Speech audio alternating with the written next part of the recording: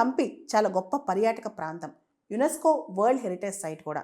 అయితే అక్కడ locals home stay ఇస్తారు. అంటే అక్కడికి వెళ్ళి హోమ్ స్టేలో ఉండొచ్చు. రోజుకి ఇంత అని కట్టి వాళ్ళే ఫుడ్ కానీ అన్నీ ప్రొవైడ్ చేస్తారు. చాలామంది ఫారెన్ టూరిస్టులు ఈ హోమ్ స్టేస్లో ఉంటారు.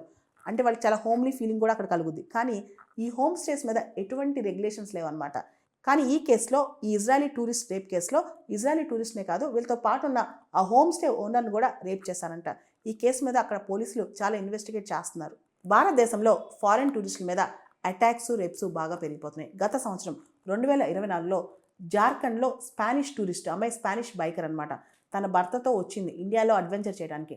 అమ్మాయిని 7 జార్ఖండ్లో రేప్ చేశారు. తన భర్త ఎదురుగానే 7 రేప్ చేశారు. ఇది చాలా దారుణమైన విషయం అనమాట. అంతకుముందు ఇయర్ గోవాలో ఫారెన్ టూరిస్ట్ని రేప్ చేశారు. తర్వాత ఒక అమ్మాయి కంప్లైంట్ ఇచ్చింది, ఢిల్లీలో హోటల్లో తను రేప్ చేశారని.